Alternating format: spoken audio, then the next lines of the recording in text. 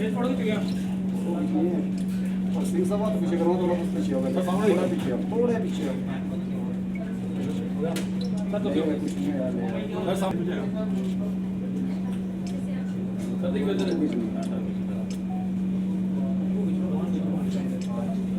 स्वास्थ्य group of industry and hotels, आप सब लोगों का हार्दिक स्वागत करता हूं और धन्यवाद करता हूं कि आपने अपने इतने व्यस्त समय में अपना टाइम निकाल के हमारे पास आए हैं। आज का उद्देश्य हमारा ये रहेगा कि जैसे आप भली भांति जानते हैं, केंद्र सरकार की ओर से, मोदी जी की ओर से स्वच्छ अभियान के ऊपर बड़ा एक फोकस किया जा रहा है। उसी सिलसिले में पॉलीथीन के ऊपर बहुत से लोगों के अलग अलग किस्म के विचारधाराएं आ रही हैं।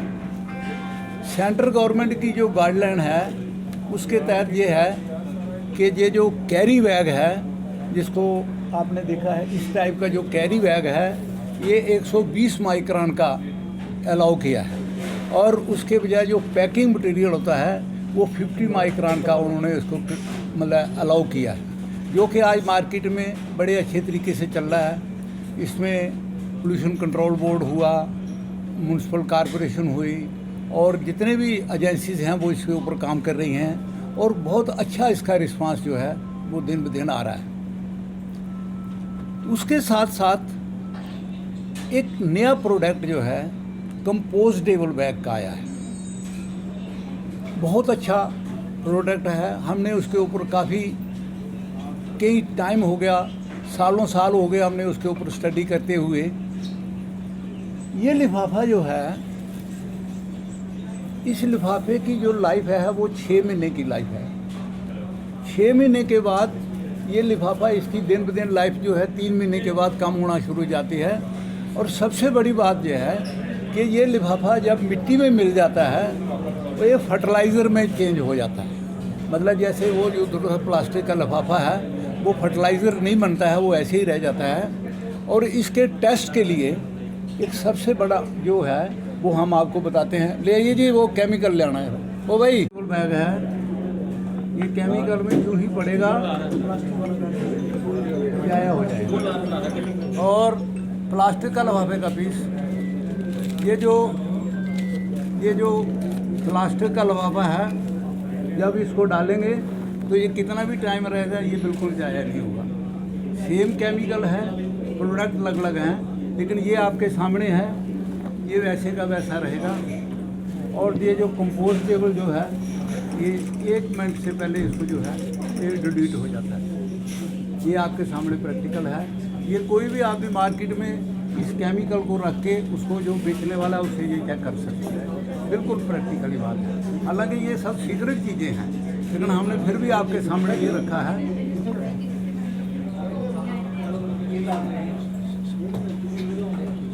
जैसे कि आपको पता है, प्लास्टिक पोल्यूशन के बारे में हम पिछले 1 दशक से सुनते आ रहे हैं कि प्लास्टिक पोल्यूशन से होने वाले कितने नुकसान हैं। तो गवर्नमेंट के जितने भी इनिशिएटिव हुए हैं, हमारी तरफ से जितनी भी इन्वेंशंस हैं, तो वो आज को मैं थोड़ा सा इंट्रोडक्शन मैं दूंगा। तो हमारी कंपनी का नाम है ट्रैडमार्क इंटरनेशनल। ये हमने इस काम को करीब 2004 से शुरू किया था। 2009 में सुप्रीम कोर्ट का पहला ऑर्डर आया था भी सरकार को प्लास्टिक के बारे में सोचना चाहिए कि प्लास्टिक पोल्यूशन के बारे में, जैसे आजकल इनिशिएटिव लेते हैं गाड़ियों के पोल्यूशन के बारे में, इलेक्ट्रिक गाड़ियों के बारे में। ऐसे ही 2009 में सुप्रीम कोर्ट ने बोला था कि आने वाले समय में प्लास्टिक पोल्यूशन बहुत डेंजरस होने वाला है, तो इसके ऊपर काम किया जाए। तो उस समय मैं कोरिया में हुआ करता था, तो वहाँ पे कुछ साइंटिस्ट मेरे दोस्त थे, हम ऑलरेडी इसके ऊपर काम कर ही रहे थे। तो 2009 में ही हमने इसकी ना इंट्रोडक्शन, कुछ प्रोडक्ट्स हमने बना चुके थे, तो एक इंट्रोडक्शन हमने इंडिया में उसी समय दे दी थी। उसका बेनिफिट ये मिला कि गवर्नमेंट को इस बात का पता लग गया था कि ऑलरेडी लोगों ने इसकी तैयारी कर रखी है, तो उन्होंने गवर्नमेंट को इसके ऊपर काम करने के लिए, एक SOP बनाने के लिए, इसके लॉ बनाने के लिए कौन सा प्रोडक्ट होना चाहिए, किस स्टैंडर्ड का होना चाहिए, तो वो सारा इनको पोल्यूशन बोर्ड को उनको ड्यूटी लगाई। तो पोल्यूशन बोर्ड ने इसके ऊपर 3 साल की रिसर्च करने के बाद जितने भी वर्ल्ड के लॉ थे इसके ऊपर, उसको इकट्ठा करके स्टडी करके तो इन्होंने SOP बनाया था 2015 में। और 2016 में एक हमारी CPET लैब है, सेंट्रल प्लास्टिक इंस्टीट्यूट इन चेन्नई। तो सीपेट की लैब में पहली टेस्टिंग की मशीन आई थी भी इसको कैसे टेस्ट किया जाए। वो टेस्ट करने का मेथड भी बहुत स्ट्रॉन्ग मेथड है। वर्ल्ड के जितने स्ट्रॉन्गेस्ट मेथड हैं अमेरिका में या जितने भी यूरोपियन कंट्री में, ये उसी स्टैंडर्ड के हैं।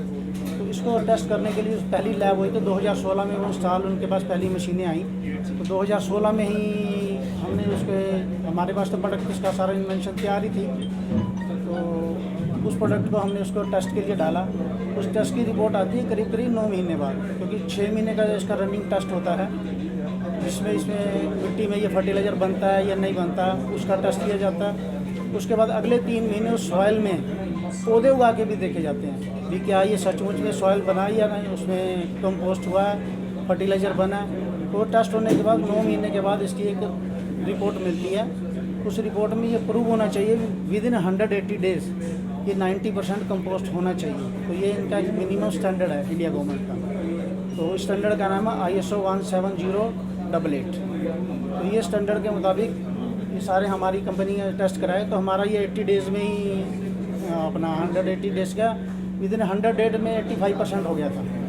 तो ये बट उनका एक प्रोसेस है, वो प्रोसेस के हिसाब से वो अपना टाइम कंज्यूमिंग पूरा लेते हैं। तो उस टेस्ट के बाद फिर ये रिपोर्ट जाती है सेंट्रल पोल्यूशन बोर्ड दिल्ली में, इनका हेड ऑफिस है। उसके बाद इसका एक सर्टिफिकेट मिलता है। उसके बाद ही फिर इसकी प्रोडक्शन हमारी 2016-17 में हमारी इस प्रोडक्शन हमने स्टार्ट की थी। तो पहला प्लांट हमारा पंचकुला में था। उसके बाद हमने चेन्नई में, अहमदाबाद में और दिल्ली में हमारा इसका वर्किंग चल रही है। तो वहाँ हमारी प्रोडक्शन स्टार्ट है।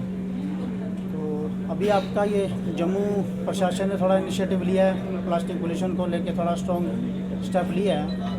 तो अपना शास्त्री जी से पहले हमारी बहुत बार बात होती रहती थी इसके बारे में। तो क्योंकि ये लोग पोल्यूशन बोर्ड से कॉन्टैक्ट करते थे, पोल्यूशन बोर्ड से हमारा रेफरेंस इनको मिलता था। तो हमारी उनसे करीब करीब पिछले 2-3 साल से बातचीत चल रही थी। लेकिन जम्मू प्रशासन ने अभी इनिशिएटिव लिया है। तो हमने फिर डिसीजन लिया था भी यहाँ इसको लॉन्च करना है और यहाँ पे प्रोडक्शन भी स्टार्ट करनी है।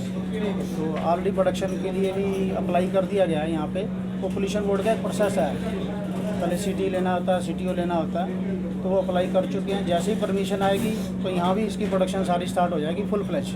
तो आपको यहाँ पे आने वाले टाइम में किसी भी चीज़ की कोई कमी नहीं रहेगी किसी प्रोडक्शन में। तो पहले ये था कि हमारा ये प्रोडक्ट महंगा भी बहुत होता था as a comparison to plastic. वो उसको हमें करीब इसको सस्ता करने में हमें करीब 3 साल लग गए इसमें, और इन्वेंशन करते करते एज पर इंडियन मार्केट के हिसाब से। तो आज की डेट में अगर हम कंपैरिजन करते हैं ना प्लास्टिक से, प्लास्टिक का बैग अगर हमको 3 रुपये का कॉस्ट करता है तो हमारा ये 2.5 रुपये का कॉस्ट करता है। क्योंकि वो 120 माइक्रोन है, हमारे प्रोडक्ट के ऊपर माइक्रोन एप्लीकेबल नहीं है क्योंकि ये कंपोस्ट होता है। तो वो हवा में उड़ता है तो पकड़ा नहीं जाता, तो कलेक्शन हो ईजिली हो, इसलिए माइक्रोन उसके बढ़ाए गए। बट हमारे ऊपर माइक्रोन इसके ऊपर बढ़ाने की ज़रूरत ही नहीं है, क्योंकि जैसे ही मिट्टी को टच करता है तो ये कंपोस्ट होना शुरू हो जाता है। वैसे तो 180 डेज़ का टाइम होता है, बट ये कई बार सिचुएशन ऐसी होती है कि विद इन 2 और 3 मंथ में भी ये ख़त्म हो जाता है। कभी रेन ज़्यादा है, टेम्परेचर ज़्यादा है तो बहुत जल्दी कंपोस्ट हो जाता है। तो बाकी प्रोडक्ट में इसमें हमारे पास और भी बहुत सारी इन्वेंशंस है, ये नहीं सिर्फ कि प्लास्टिक को लेके है। तो आने वाले टाइम में हमारे जीवन में 16 आर्टिकल्स